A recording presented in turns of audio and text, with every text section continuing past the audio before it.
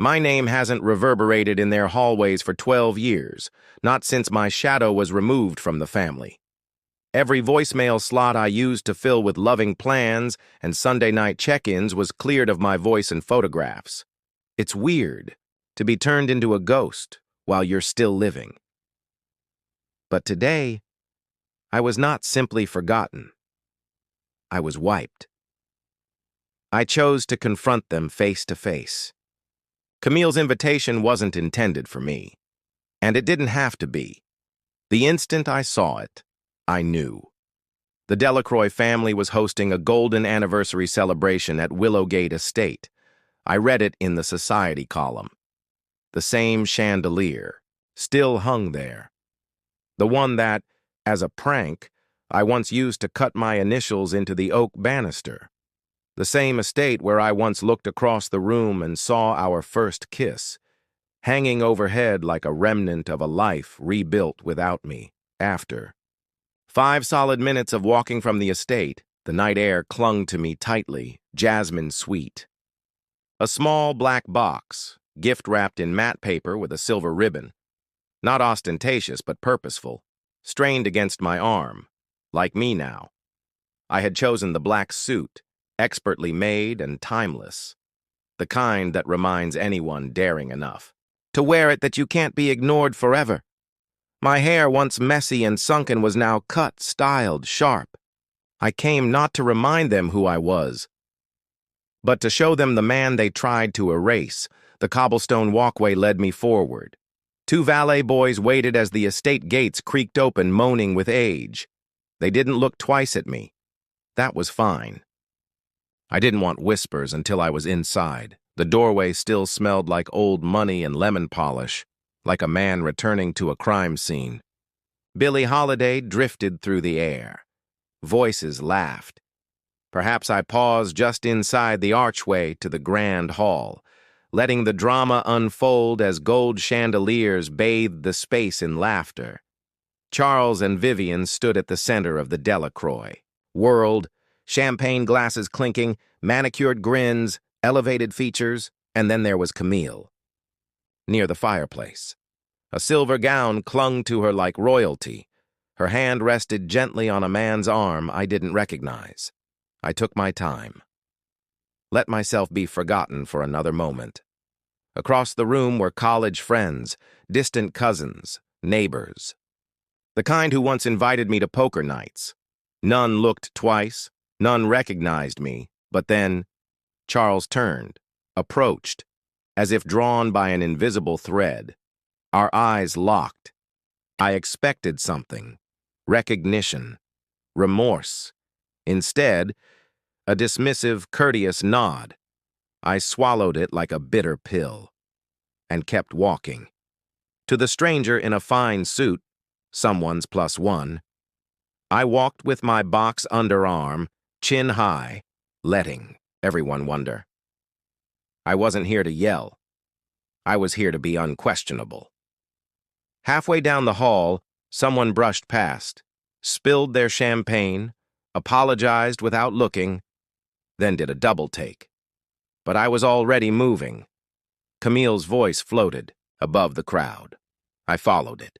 There, the gold band on her finger, the tall man beside her, her new husband, broad-shouldered. His palm rested on the small of her back like a flag staked on stolen land. When I arrived, he saw me first, furrowed his brow. "Can I help you?" he asked. Polite, tight. I glanced past. Him. She giggled, then her eyes met mine, and the world stopped. Her champagne flute fell. Shattered on the stone, she collapsed. Not gracefully, not slowly. Knees struck marble. Gasps spread like wildfire. A waiter froze mid-step. I stood in the rain of silence. She looked up at me, pale and wide-eyed, like she'd seen a ghost, which, in a way, she had. But I hadn't come to haunt. I hadn't come to beg. I came to be seen. The room froze. The quiet wrapped around us like a damp sheet. Camille knelt, her hands shaking, her face flickering between horror and disbelief. I used to trace that face with my thumb every morning. Now it looked alien. She stared at me through time, through space, as if I were death carrying a memory she'd buried too deep. Others still hadn't recognized me. They flipped through old memories like index cards. College acquaintances, former co-workers, trying to place the man who had just broken their perfect hostess. Tate, her husband, moved between us, not like a spouse, like a guard. His chest, puffed, chin lifted, not used to being ignored. "You lost?" he asked. I smiled, shifted the box under my arm. "No," I said. "I know exactly where I am, and then, just for him." "Do you?" That made me laugh, not loudly, just enough. "If she tells you who I am," I added. His smirk faded. Camille still hadn't spoken. Her throat moved, wanting to speak, unable. Memories choked her. A past she never thought would walk through that door, especially not into her carefully orchestrated symphony of wealth and reinvention. Then, chaos. Tate's jaw tightened. "Who the hell are you?" Camille's breath came like a slap. She gripped the leg of a nearby chair. Her hands trembled. She stood slowly, eyes never leaving mine. She whispered, "Not to Tate. To me. Too late."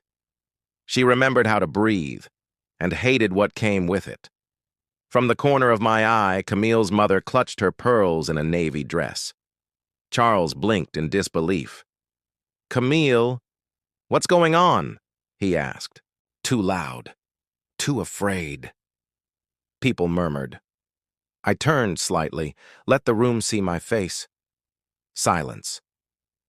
One woman put a hand to her chest, like she'd just recognized the ghost in the room. No one moved. Not even Charles. "You didn't tell them," I said. Camille's mouth opened, closed. I stepped forward. Tate tensed, but held his ground. I looked down at the box, then at her. Should I? I tilted my head toward her husband. Should I? "Let them all see what's inside." Her knees nearly buckled. She grabbed the fireplace. The jazz stuttered and stopped. A woman in a burgundy dress tightened her grip on a wine glass. "Daria, Camille's cousin." She remembered me. I saw it in the way she shifted, the shiver in her wrist. She was there the night it all began. So I let the silence stretch, let tension bloom, then finally I spoke. "Years ago," my voice calm, measured, "I never left, even when you erased me." Daria lowered her glass. Camille closed her eyes. Tate stepped back. He finally realized he wasn't in control anymore, and they had no idea what I had brought with me. But they would. And nothing would ever be the same.